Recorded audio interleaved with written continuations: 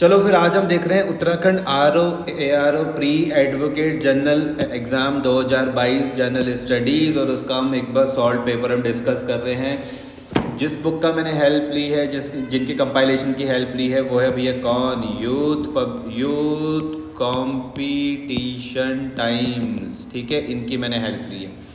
Uttarakhand ARO pre advocate general exam कब का है भैया, 2022 का जनरल स्टडीज़, और हम इसके एक बार सॉल्व पेपर को डिस्कस करते हैं आप सभी के साथ। तो यहाँ पे ध्यान देना, एक एक क्वेश्चन हम करने जा रहे हैं। सबसे पहला वाला है, the national sports day is observe every year across India on which of the following date. ध्यान से समझो किसके बारे में बात हो रही है भैया, आपको याद करते हुए चलना है, इनको याद करते हुए चलना है। तो सबसे पहले अभी है national sports day. National sports day, national sports day is observe every year across India on which of the following date. Option में दिया हुआ भैया 20 मार्च, 11 अप्रैल, 25 मई और 29 अगस्त। तो इसका करेक्ट आंसर है 29 अगस्त। याद रखना जो इसका करेक्ट आंसर है भैया वो कौन सा है, 29 अगस्त। याद रखना कौन सा है, 29 अगस्त। याद रहेगा, नेशनल स्पोर्ट्स डे याद रहेगा 29 अगस्त। लिखा हुआ है in India national sports day is celebrated on 29 August each year to commemorate the birth anniversary किन की, हॉकी लेजेंड। कौन है भैया, मेजर ध्यानचंद। ध्यान से समझना क्या क्या चीज़ें याद रखनी है। नेशनल स्पोर्ट्स डे आपने याद रखा, नेशनल स्पोर्ट्स डे के बाद 29 अगस्त आपने याद रखा, फिर याद रखना किनको, हॉकी के लेजेंड कौन, मेजर ध्यानचंद को याद रखना। ठीक है, Indian national sports day is celebrated on 29 August each year to commemorate the birth anniversary किन की है भैया, हॉकी लेजेंड कौन, major Dhyanchand. The day is also dedicated to the nation's sports heroes and champions, honoring their contributions and dedications towards bringing laurels to the country। ठीक है जी, next देखते हैं। तो क्वेश्चन नंबर सेकंड में है Dholavira. Dholavira the southern centre of Harappan civilization received the UNESCO world heritage site tag recently is situated in which of the state of India. ध्यान से मेरी बात समझना, किसकी बात हो रही है, धोलावीरा की बात हो रही है। किसकी बात हो रही है भैया, धोलावीरा की बात हो रही है। बोल रहे ये क्या भैया, सदर्न सेंटर है किसका भैया, हरप्पन सिविलाइजेशन का सदर्न सेंटर है कौन, धोलावीरा। इसको क्या मिला भैया, यूनेस्को वर्ल्ड हेरिटेज साइट का टैग मिला है। ध्यान से समझना, यूनेस्को वर्ल्ड हेरिटेज साइट का टैग मिला है कब, recently. Is situated in which state, कौन से स्टेट पर है ये। ठीक है, तो पंजाब है ऑप्शन में दिया हुआ, गुजरात है, मध्य प्रदेश है और झारखंड है। करेक्ट इसका आंसर है भैया आपका सुंदर प्यारा गुजरात। क्या आंसर है, गुजरात। क्या आंसर है भैया, गुजरात। तो देखो क्या लिखा हुआ है, Dholavira is situated on the arid island of Khadir of Kutch, Khadir of Kutch district in the state of Gujarat. कोई दिक्कत तो नहीं है, तो कैसे करके याद रखोगे, धोलावीरा याद हो गया आपको, southern centre of Harappan civilization ये भी याद हो गया, receive the UNESCO world heritage site tag ये भी आपको समझ में आ गया। सिचुएटेड कहाँ पर है, तो भैया आपको पता लगे स्टेट कौन सा है, आप बोलोगे भैया गुजरात। तीसरा वाला जो क्वेश्चन आया था वो हम यहाँ पर देख रहे हैं कि name the first union territory, name the first union territory to become 100% organic as all farming. क्या बोल रहे भैया, नाम बताओ, किसका नाम बताना है फर्स्ट यूनियन टेरिटरी का। क्यों भाई, क्या कर दिया इसने, to become 100% organic, 100% organic as all farming. 100% organic as all farming is carried out without the use of synthetic fertilizers and pesticides, without the use of synthetic fertilizer and pesticides। Option में क्या दिया भैया, लद्दाख, चंडीगढ़, दमन and Diu और लक्षद्वीप। लद्दाख, चंडीगढ़, दमन and Diu और क्या है भैया, लक्षद्वीप। तो आंसर है इसका भैया क्या, आपका सुंदर प्यारा लक्षद्वीप। क्या आंसर है इसका, सुंदर प्यारा लक्षद्वीप। ठीक है, तो लिखा हुआ Lakshadweep is the first union territory and second UT state after Sikkim. ठीक है, अगर यूनियन टेरिटरी कोई पूछ ले तो आप बोल दो कि भैया लक्षद्वीप, अगर इसी में अगर स्टेट पूछ लेते तो आप क्या बोलते, सिक्किम बोलते। To be declared fully organic by किनके द्वारा? By ministry of agriculture, by ministry of agriculture. कब? 2020 में। ठीक है। फोर्थ क्वेश्चन हम यहाँ पे देख रहे हैं, who was the first president? क्या बोल रहे हो कि all India Trade Union Congress, all India Trade Union Congress, याद रहेगा, AITUC, AITUC, all India Trade Union Congress, AITUC के फर्स्ट प्रेसिडेंट कौन थे? तो ऑप्शन में दिया हो भैया दीवान चमन लाल, लाला लाजपत राय, जवाहरलाल नेहरू और CR दास। तो करेक्ट आंसर है भैया इसका बी, कौन? लाला लाजपत राय। याद रखना, कौन भैया? लाला लाजपत राय। कोई दिक्कत तो नहीं है? पढ़ के देखते क्या लिखा हुआ, the all India Trade Union Congress, AITUC is the oldest trade union federation in India. It was founded, कोई पूछ ले कि भैया AITUC फाउंड कब हुई थी, तो आप लोग 31 अक्टूबर 1920 में। कब हुई थी? 31 अक्टूबर 1920। याद रखना, कब भैया? 31 अक्टूबर 1920। कहाँ पर हुई थी? तो आप बोलोगे भैया बॉम्बे महाराष्ट्र। कहाँ पर? बॉम्बे महाराष्ट्र। कोई दिक्कत तो नहीं है? AITUC लाला लाजपत राय याद रखना, 31 अक्टूबर 1920 याद रखना, बॉम्बे मुंबई याद रखना। लाला लाजपत राय वॉज इट्स फर्स्ट प्रेसिडेंट। कौन थे भैया? लाला लाजपत राय कौन थे? फर्स्ट प्रेसिडेंट थे एंड फाउंडिंग मेंबर भी थे। अदर फाउंडिंग मेंबर के नाम पूछने अगर तो बता देना। AITUC के और मेंबर कौन थे? जोसेफ बैप्टिस्टा, NM जोशी और दीवान चमन लाल। ठीक है जी, याद रहेगा, जोसेफ बैप्टिस्टा, NM जोशी और दीवान चमन लाल। एक और क्वेश्चन है, who is the author of the book overdraft saving the Indian saver? Author पूछ रहे भैया आपसे, ऑथर पूछ रहे, किसके ऑथर भैया? इस बुक के ऑथर। बुक का नाम क्या है? Overdraft saving the Indian saver, overdraft saving the Indian saver. Option में दिया हो भैया कौशिक बासु, रघुराम राजन, गीता साईनाथ और उर्जित पटेल। ठीक है, बुक का नाम देख लो क्या है?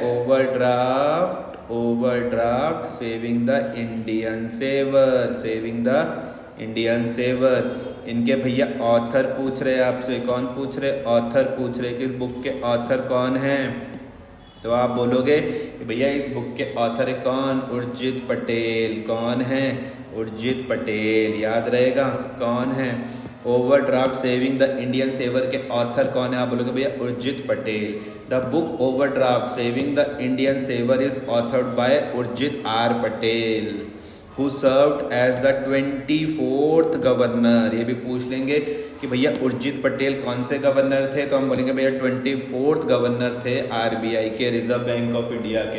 या ऐसे भी पूछ सकते हैं कि 24th governor reserve bank of India के कौन थे, तो आंसर आ जाएगा Urjit R Patel. The book tries to explain the problems plaguing the Indian banking sector. ठीक है जी। अच्छा, फिर 6th में है, Which SEZ Special Economic Zone city became the first green SEZ in India? Which SEZ city जो क्या बनी? फर्स्ट ग्रीन SEZ बनी। कहाँ पर भैया? भारत में। ऑप्शन क्या दिया हुआ? खन्ना, कंदला सिटी है। ठीक है, SEZ सिटी है, जामनगर और ग्रेटर नोएडा। तो आंसर है इसका क्या भैया? कांडला। आंसर याद रहेगा कांडला, आंसर याद रहेगा कांडला। ठीक है, क्या लिखा हुआ? Kandla SEZ became the first green SEZ of India. It is also the first SEZ to receive IGBC platinum rating for existing cities. ठीक है, कांडला SEZ याद रखना, ये फर्स्ट ग्रीन SEZ है इंडिया में, और ये फर्स्ट SEZ, इसको क्या भी मिला था? IGBC प्लेटिनियम रेटिंग भी इनको मिली थी। अगला देखते हैं 7th वाला। How many bronze medal did India win in the Tokyo Olympics? कितने ब्रॉन्ज मेडल जीते किसने भैया? भारत ने। कहाँ पर भैया? टोक्यो ओलंपिक्स में। बोला हुआ 2, 3 या फिर 4 या फिर 1। तो इसका आंसर है सी मतलब 4। ये देखो 4। ठीक है जी, आंसर क्या है C4। तो यहाँ पे देखो क्या लिखा हुआ, इंडिया वॉन टोटल 7 मेडल। कितने मेडल जीते थे टोक्यो ओलंपिक्स में? कितने मेडल जीते थे भैया? 7 मेडल जीते थे। कहाँ पर? टोक्यो ओलंपिक्स में।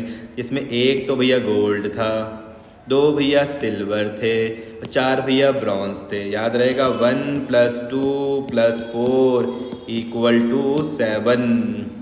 ठीक है, तो कितने मेडल जीते कोई पूछे तो आप बोलना भैया 7 मेडल जीते। कितने? 7, जिसमें से एक तो भैया गोल्ड था, 2 भैया सिल्वर थे और 4 भैया ब्रॉन्ज थे। कहाँ की बात करें हम? टोक्यो ओलंपिक्स की। It was India's best hall in Olympics. India's previous best hall in Olympics was in London Olympics का 2012 में, जहाँ पर उन्होंने 6 मेडल जीते थे। कितने? 6, जिसमें 2 सिल्वर थे और 4 क्या थे? ब्रॉन्ज थे। ठीक है जी।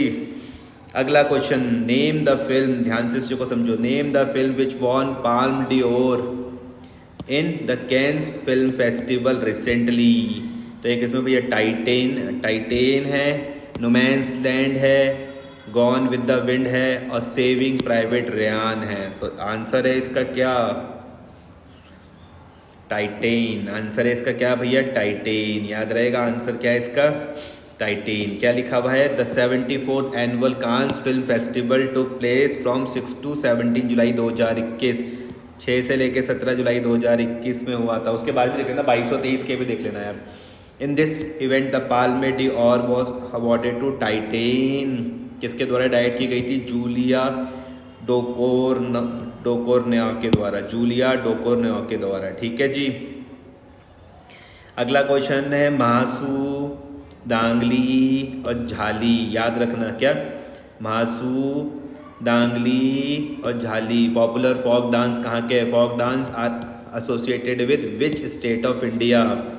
ऑप्शन में दिया भैया झारखंड, सिक्किम, हिमाचल प्रदेश या फिर आसाम। तो आंसर है इसका भैया क्या? आपका सुंदर प्यारा हिमाचल प्रदेश। सुंदर प्यारा हिमाचल प्रदेश। सुंदर प्यारा हिमाचल प्रदेश। याद रहेगा, महासू, दांगली और झाली जो पॉपुलर फोक डांस हैं वो कहाँ के हैं भैया? हिमाचल प्रदेश के हैं। कहाँ के हैं?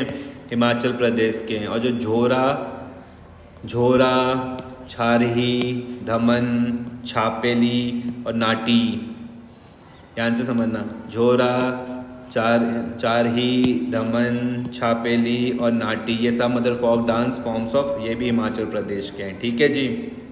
आगे, in which event Neeraj Chopra won India's only gold medal in Tokyo Olympics? सबको पता है ये जैवलिन थ्रो। इसमें कोई दिक्कत नहीं आनी चाहिए, बहुत सिंपल है, जैवलिन थ्रो। यहाँ तक कोई दिक्कत नहीं आनी चाहिए भैया।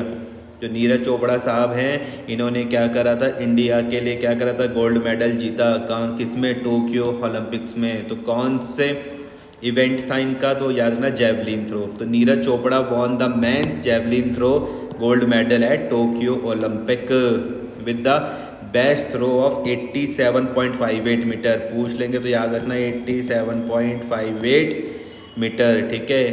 His was the only gold medal of India in the event। ठीक है, यहाँ पे नहीं था, ये टोक्यो में से जो हमने पहले भी क्वेश्चन करे थे। आगे, which of the following states sponsor India's men's hockey team and women's hockey team? ये भी बहुत सिंपल है। Which of the following state sponsored India's men's hockey team and women's hockey team? तो इसमें देख लो, हरियाणा, उड़ीसा, पंजाब, महाराष्ट्र। आप बोलोगे बहुत सिंपल है, बहुत आसान है भैया, उड़ीसा। याद रखना क्या? उड़ीसा। क्या याद रखोगे? उड़ीसा। ठीक है। The state government of Orissa is the sponsor of India's man and women's hockey team. याद रहेगा, उड़ीसा याद रहेगा। The state government of Orissa is the sponsor of India's men's and women's hockey team. The Orissa government has been official sponsor of India's hockey team since 2018। पूछ लेंगे कब से? तो भैया 2018 याद रखना। अगला क्वेश्चन आपके सामने, which day was observed in India in the year 2021 as the partition horrors remembrance day? याद रखो, पार्टीशन हॉरर्स रिमेम्बरेंस डे, नाम से भी पता चल रहा है। तो ऑप्शन में क्या क्या दिए हुए, अगस्त 16 2021, अगस्त 13 2021, अगस्त 17 2021, अगस्त 14 2021। आंसर इसका बहुत सिंपल है, अगस्त 14 2021। ठीक है, पढ़ के देखते हैं क्या लिखा हुआ है। India observe the partition horrors remembrance day on 14 August 2021 to mark the struggles and sacrifice of the peoples affected by the horrors of partitions and forced migration. ठीक है जी। अगला, which of the following committee is not associated with Panchayati Raj system. Important है यहाँ पे not याद रखना भैया, इज़ नॉट पूछा हुआ कि कुछ कमेटियाँ दी हुई, उसमें से ये बताना है कि कौन सी पंचायती राज सिस्टम से एसोसिएटेड नहीं है, पंचायती राज सिस्टम से एसोसिएटेड नहीं है। Which of the following committee जो पंचायती राज सिस्टम से एसोसिएटेड नहीं है, तो Ashok Mehta committee, Santhanam committee, VKRV Rao committee और बलवंत राय मेहता कमेटी। एक बार पहले पढ़ लेते हैं। तो लिखा हुआ संथानम कमेटी, संथानम कमेटी और the committee on prevention of corruption was related to the menace of corruption. इसके बारे में बात करें, जो बी वाली है ना संथानम कमेटी, देखो इसके बारे में क्या लिखा होगा कि जो संथानम कमेटी है इसका एक और नाम है committee on prevention of corruption. ये किससे रिलेटेड है, मीनेंस ऑफ करप्शन से। It recommended that constitution of the central vigilance commission and administrative vigilance divisions in all departments and all organisations of the government. Also जो VK और RV Rao committee was related to national income estimation से है, किससे, national income estimation से है। Ashok Mehta committee और Balwant Rai Mehta committees associated with the Panchayati Raj system. कौन कौन सी, अशोक मेहता कमेटी याद रखना, कौन सी, अशोक मेहता कमेटी, कौन सी, ये रही अशोक मेहता कमेटी पंचायती राज से है। और दूसरी कौन सी कमेटी बोली भैया, बलवंत राय मेहता, बलवंत राय मेहता कमेटी, बलवंत राय मेहता कमेटी। ये दोनों की दोनों कमेटी किससे हैं, पंचायती राज सिस्टम से बिलोंग करती है, अशोक मेहता कमेटी और बलवंत राय कमेटी। ठीक है। However the question was deleted by the commission. ठीक है, क्योंकि आपको समझ में आएगी होगी क्यों करा था delete. Which of the following is the oldest atomic power station in India. Which of the following is the oldest, पूछा हुआ आपसे, ओल्डेस्ट एटॉमिक पावर स्टेशन कहाँ पर भैया, भारत में। ऑप्शन में जाओ भैया, कोटा, तारापुर, नरोरा या कालपक्कम। तो आंसर इसका बहुत आसान है, आप बोलोगे भैया तारापुर। कौन सा, तारापुर, कौन सा भैया, तारापुर। लिखा हुआ Tarapur atomic power station taps, Tarapur atomic power station taps located in the industrial area of wiser in Palghar district of Maharashtra. याद रखना, जो आपके पास तारापुर एटॉमिक पावर स्टेशन है इसकी लोकेशन कोई पूछे तो याद रखना industrial area of wiser in Palghar district, कहाँ पर भैया, महाराष्ट्र में। Was India's first atomic power project when it begin operation 28 अक्टूबर 1969। कोई पूछ ले इसका ऑपरेशन कब स्टार्ट हुआ था तो याद रखोगे 28 अक्टूबर 1969। ठीक है, कोई दिक्कत तो नहीं है। Kota atomic power project commission कब हुआ था, दिसंबर 1973 पर, और जो नरोरा 1991 पर, और कालपक्कम 1983 पर। तो ओल्डेस्ट एटॉमिक याद रखना, ओल्डेस्ट एटॉमिक पावर स्टेशन याद रखना तारापुर। ठीक है, Tarapur atomic power station taps याद रखोगे, और वायसर याद रखना, पालघर डिस्ट्रिक्ट ऑफ महाराष्ट्र याद रखना। ठीक है जी, आगे देखते हैं 15th वाला। Who is reappointed as the governor of RBI।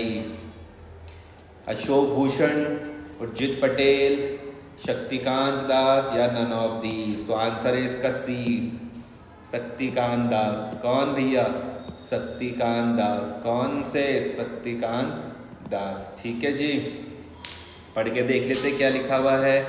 The government of India reappointed Shri Shaktikanta Das as governor of reserve bank of India for a further period of 3 years। ठीक है जी, आगे बहुत सिंपल क्वेश्चन आ चुका है। Where did Gautam Buddha delivered his first sermon. बहुत simple है, आंसर सबको पता है इसका, सारनाथ। आंसर इसका सबको पता है भैया, क्या है, सारनाथ। ठीक है, याद रखना भैया, गौतम बुद्धा याद रखना, फर्स्ट सरमन याद रखना और सारनाथ याद रख लेना। तो गौतम बुद्धा ऑप्शन में क्या क्या दिया हुआ था भैया, सारनाथ दिया हुआ था, बोध गया दिया हुआ था, कुशीनगर दिया हुआ था और राजगीर दिया हुआ। तो आंसर इसका क्या है भैया, सारनाथ है। तो Gautam Buddha delivered is first sermon known as Dhamma Chakra Pravartan. याद रहेगा, धम्मा चक्रा प्रवर्तन एट मृगदव। कहाँ पर, मृगदव, सारनाथ नियर वाराणसी। ठीक है जी, आगे 16 के बाद हम बात करें किसकी भैया, 17 की। 17 में which rock inscriptions gives an account of the achievements of Kalinga king Kharavela. Rock inscriptions की बात करी गई है, gives an account of the achievements of Kalinga king Kharavela. तो ऑप्शन में भैया कारले, हाथी गुम्पा, जूनागढ़ और नासिक। विच रॉक इंस्क्रिप्शन याद रखो gives an account of the achievements of Kalinga king Kharavela. Answer इसका याद रखना भैया, हाथी गुम्पा। आंसर याद रखोगे इसका, हाथी गुम्पा, हाथी Gumpha. The Hathi Gumpha inscription is the main source of information about the achievements of Kalinga king Kharavela. हाथी गुम्पा इंस्क्रिप्शन याद रहेगा, ये मेन सोर्स है किस चीज़ का, information about the achievements of Kalinga king Kharavela. ठीक है, his achievements described in the inscriptions in a chronological order. ठीक है, 18 में आते हुए was the author of Katha Sarit सागर। कथा सरित सागर, फिर आपसे ऑथर पूछ लिया किसका भैया, कथा सरित सागर का ऑथर आपसे पूछ लिया गया है। तो भैया यहाँ पर एक ऑप्शन सोमदेव, कल्हना, राजशेखर, बिल्हना। याद रहेगा, ऑथर कौन है भैया, कथा सरित सागर के। तो आप बोलोगे भैया सोमदेव भट्ट। कौन है, सोमदेव भट्ट है। याद रहेगा, सोमदेव भट्ट। कथा सरित सागर के ऑथर कौन है, आप बोलोगे भैया सोमदेव भट्ट है। कौन, सोमदेव भट्ट। तो सोमदेव भट्ट कौन थे, संस्कृत राइटर थे, is considered to be the author of Katha Sarit Sagar. ठीक है, the Katha Sarit Sagar is the famous 11th century collection of Indian folk tales and legends. कोई दिक्कत तो नहीं है इसमें में, फिर से पूछा गया who was the author of Katha Sarit Sagar. Option में दिया होता भैया सोमदेव, कल्हना, राजशेखर और बिल्हना। तो आप बोलोगे भैया सोमदेव भट्ट। 19 देखते हैं, which of the following books was not written. Important है, not written by Amir Khusrau. कुछ बुक्स के नाम दिए गए, उसमें से बोला कि आमिर खुसरासू ने कौन सी बुक्स नहीं लिखी है, नहीं, नॉट रिटन। ठीक है, नूर सिपर, देवल रानी खीर्ज खान, ताज उल मासीर या खाजन उल फुतूफ। तो देखते हैं आंसर इसका क्या आ रहा है भैया। आंसर है इसका सी, ताज उल मासीर। ताज उल मासीर क्या लिखा हुआ है, Taj ul Maasir is the first official history of Delhi Sultanate. कोई आपसे पूछ ले कि भैया दिल्ली सल्तनत की फर्स्ट ऑफिशियल हिस्ट्री कहाँ पे लिखी हुई, था बोलना ताजुल मासीर में। It was authored by Hasan Nizami. कोई पूछ ले कि ताजुल मासीर के ऑथर कौन है, तो आप बोलोगे हसन निज़ामी। ठीक है, दूसरे जो नूर सिपर है 96 देवल देवी खिरजा Khan also known as Ashiqa और इश्किया और खजैन उल फुतुआ, ये किसके काम हैं, ये किसके वर्क से, आमिर खुसराओ के। ठीक है जी। अब नेक्स्ट है, wear is the Akbar's mausoleum situated. Akbar's mausoleum कहाँ पर है, ऑप्शन में दिया भैया आगरा, सिकंदरा, लाहौर या दिल्ली? तो आंसर इसका बहुत सरल है, सिकंदरा। आंसर क्या है भैया? बहुत सरल, सिकंदरा। आंसर क्या है भैया? बहुत सरल, सिकंदरा। अकबर्स मौसोलियम याद रखना कहाँ पर भैया? Sikandra. Akbar's mausoleum is situated at Sikandra, a suburb of Agra. ठीक है। It was build by son, किसके द्वारा बनाया गया था? अकबर के सन के द्वारा बनाया गया था। कब? 1605 से लेकर 1613 के बीच में। कोई दिक्कत तो नहीं इतने में? आगे, the commander of East India Company army, east India Company army in the battle of Buxar. बोले भैया बैटल ऑफ बक्सर के टाइम पर कौन थे कमांडर? किसके? ईस्ट इंडिया कंपनी आर्मी के कमांडर कौन थे? ऑप्शन में भैया दिया हुआ भैया Robert Clive, admiral Watson, sir Eyre Coote, Hector Munro. तो करेक्ट आंसर इसका बहुत सरल है, आप सबको पता है, हेक्टर मुनरो इसका करेक्ट आंसर है। कौन?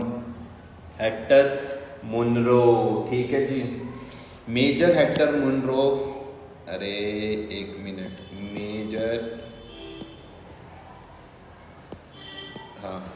Major Hector Munro commanded the East India company's army in the battle of Buxar. किसकी बात कर रहे? मेजर हेक्टर मुनरो ने क्या करा था? कमांड करा था किसको? ईस्ट इंडिया कंपनी को। किस में? बैटल ऑफ बक्सर के टाइम पर। याद रहेगा, हेक्टर मुनरो याद रहेंगे, बैटल ऑफ बक्सर याद रहेगी, भूलोगे तो नहीं। बैटल ऑफ बक्सर दिमाग में बैठा लो, Hector Munro. The battle was fought on 23 October 1764। क्या डेट भी याद करनी है? कर लो। 22 अक्टूबर 1764 किस किस के बीच में हुई थी? Combined army of Mir Qasim. ये मीर कासिम कौन थे? नवाब ऑफ बंगाल। मीर कासिम कौन थे भैया? नवाब ऑफ बंगाल। और सुजाउद्दौला ये nawab of Awadh. And the Mughal emperor Shah Alam third and the army of British East India Company. ठीक है। क्या क्या याद रखोगे बैटल ऑफ बक्सर में? हेक्टर मुनरो याद रखना। कब हुई थी? 22 से 23 अक्टूबर 1764 याद रखना। कंबाइंड आर्मी किस किस की थी भैया? मीर कासिम, सुजाउद्दौला। देखो मैं एक बार हाईलाइट कर लूँ, मीर कासिम, सुजाउद्दौला, एम्परर शाह आलम सेकेंड, इनकी कंबाइंड आर्मी थी। इनकी कंबाइंड आर्मी थी। मीर कासिम कौन थे भैया? नवाब ऑफ बंगाल थे। सुजाउद्दौला कौन थे भैया? नवाब ऑफ अवध थे। और मुगल एम्परर शाह आलम सेकेंड, इन तीनों की क्या थी? कंबाइंड आर्मी थी। और दूसरी और थी army of British East India company. दूसरी थी army of British East India company. Battle and कब हुई थी? एंड हुई थी जब ट्रीटी ऑफ इलाहाबाद, याद रखना 1765 याद रखना। ठीक है। तो ट्रीटी ऑफ इलाहाबाद भी इसी से याद रखना। किससे?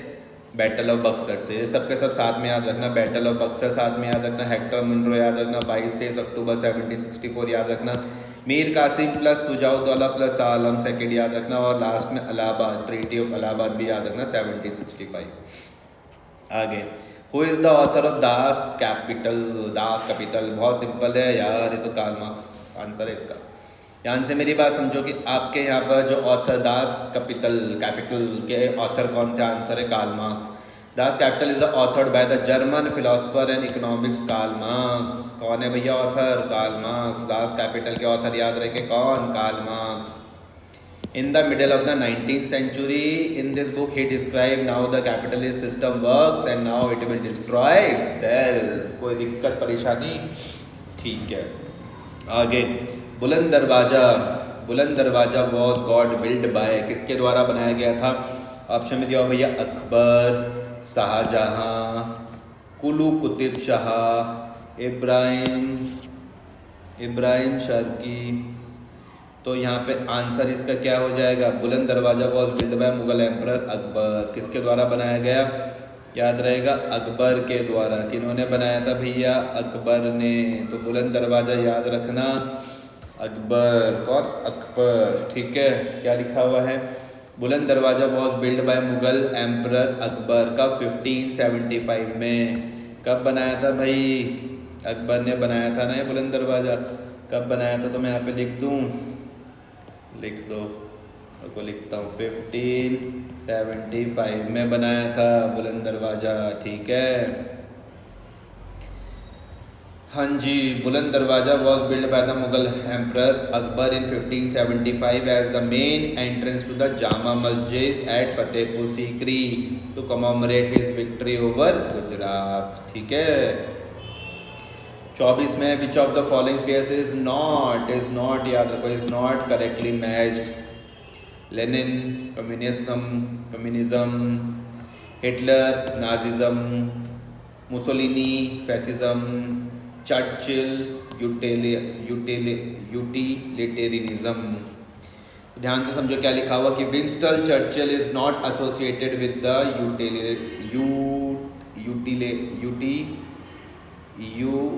Utilitarianism who advocates that value of an action is result of the consequences. However, other options are correctly matched. सिर्फ कौन सा मैच नहीं है इनके हिसाब से ये बोल रहे हैं, कौन सा मैच नहीं है, चर्चिल वाला मैच नहीं है।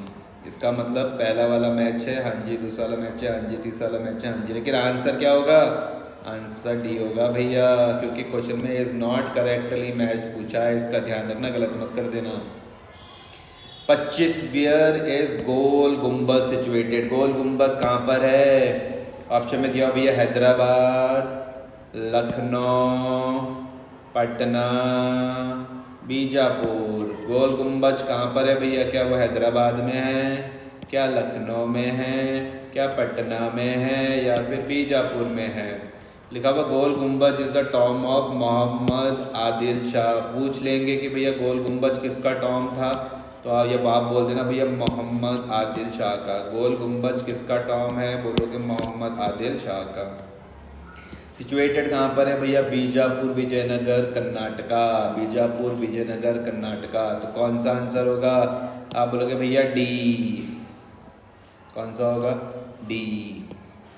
Bijapur Vijayanagar in Karnataka. It has second largest dome ever built. ठीक है। Next in size only to Saint Peter.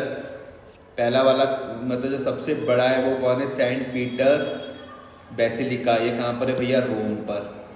तो गोल गुम्बज याद रहेगा, मोहम्मद आदिल शाह याद रहेगा जिन्होंने इस टॉम को बनाया था, और बीजापुर विजयपुर कर्नाटका याद रहेगा। तो आंसर तुम्हारा बीजापुर आ जाएगा। ये क्या है? सेकेंड लार्जेस्ट डॉम है जो आज तक जो बना है। और जो पहला कौन सा है? Saint Peter basilica. ये कहाँ पर है भैया? रोम पर। 26वां देखते हैं भैया। Thomas Munro is known for his work in which field. Thomas Munro ने कहाँ पर काम करा? क्या उन्होंने लैंड सेटलमेंट में काम करा? हाँ जी। इंडस्ट्री, इरिगेशन या फिर हेल्थ? तो आंसर इसका बहुत सरल है, लैंड सेटलमेंट। थॉमस मुनरो याद रहेगा तो लैंड सेटलमेंट याद रखना। थॉमस मुनरो से याद रखना लैंड सेटलमेंट। कोई दिक्कत तो नहीं है? देखते हैं क्या लिखा हुआ है भाई। Thomas Munro who was one of the most popular British administration in South India. Thomas Munro से दिमाग में लैंड सेटलमेंट आ जाएगा, साउथ इंडिया भी ध्यान में आना चाहिए। He was a famous for introducing a radical different method of revenue management known as Ryotwari settlement. लो जी लो, कौन कौन सी चीज़ दिमाग में आनी चाहिए?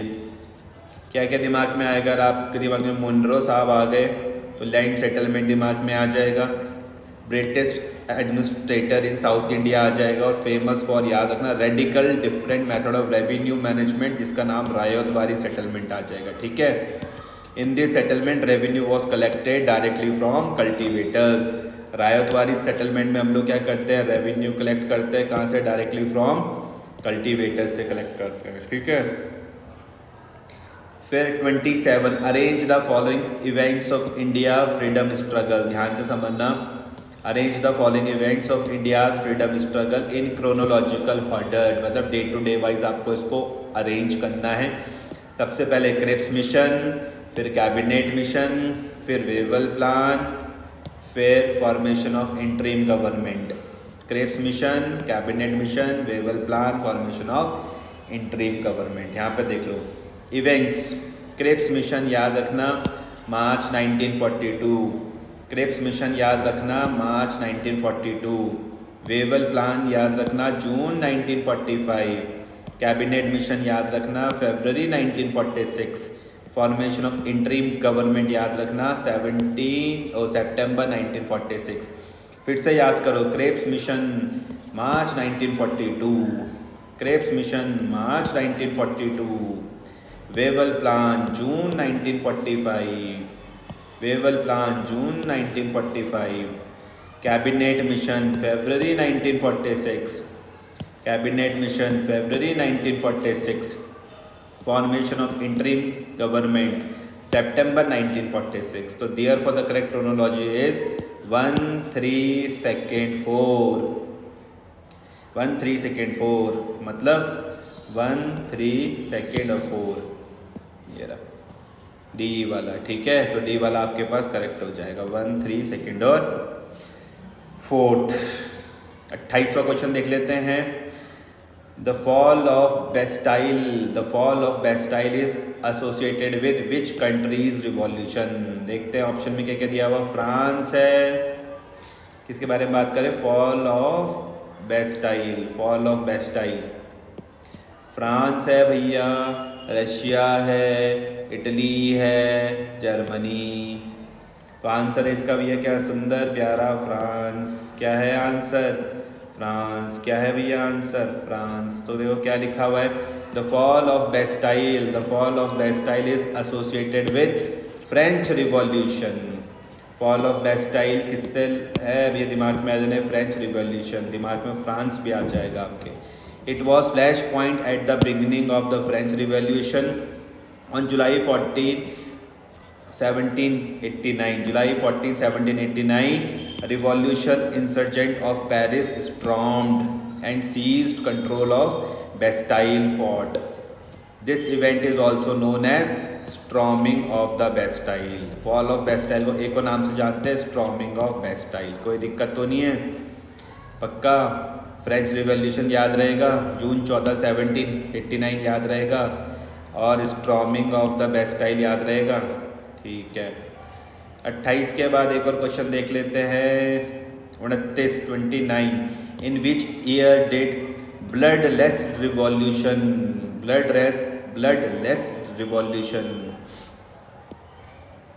और glorious revolution, in which year did bloodless revolution और glorious revolution take place in England. कौन से साल पर, तो 1656, 1678, 1688, 1698। ध्यान से समझना, ब्लडलेस रिवॉल्यूशन और ग्लोरियस रिवॉल्यूशन कब हुआ था।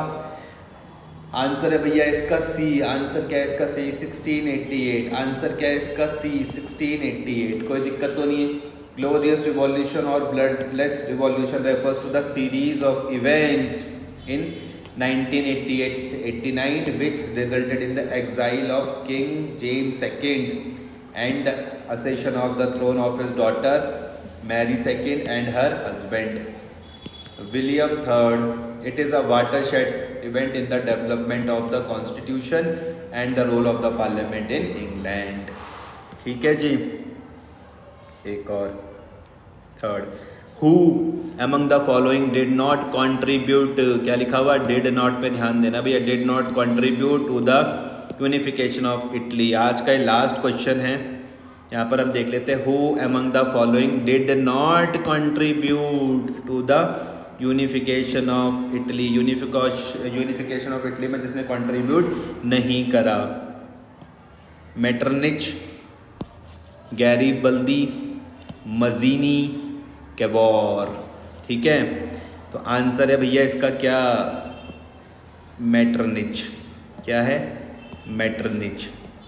Who among the following did not contribute to the unification of Italy. Answer इसका क्या है, मेटरनिच। तो Metternich was an Australian diplomat. कौन थे, Australian diplomat who also served as chancellor of the Australian empire during 1821 to 1848. He was not associated with unification of Italy, whereas Mazzini, Garibaldi and Cavour, Mazzini, Garibaldi and Cavour, Mazzini, Garibaldi and Cavour were prominent leader of Italy who played important role in the unification of Italy. ठीक है, तो आज हमने देखो कौन कौन से question देखे, एक बार जरा फटाफट से उसको देख लेते हैं। सबसे पहले हमने नेशनल स्पोर्ट्स डे पर हमने बात करी थी 29 अगस्त। उसके बाद हमने Dholavira the southern centre of the UNESCO civilisation received the UNESCO world heritage site tag recently is situated in which of the state of India. Answer था उसका भैया क्या, गुजरात। उसके बाद था name the first union territory to become 100% organic as all farming is carried out without the use of a synthetic fertiliser and pesticides. Answer क्या था, लक्षद्वीप। फिर था who was the first president of All India Trade Union Congress AITUC, तो लाला लाजपत राय। उसके बाद who is the author of the book overdraft saving the Indian savers, Urjit Patel. ये हमने बात कर ली थी। फिर क्या देखा था हमने, उसके बाद देखा था which SEZ city become the first green SEZ in India, Kandla. फिर how many bronze medal did India win in a Tokyo Olympics, 4, ये भी हमने देखा था। Name the film which won the Palme d'Or in the Cannes film festival recently, Titan.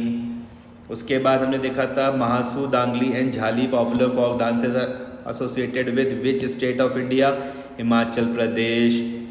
In the event of the Neeraj Chopra won India's only gold medal in Tokyo Olympics, javelin throw. ये भी हमने देखा था। 11th वाला था which of the following state sponsor India's men's hockey team and women's hockey team.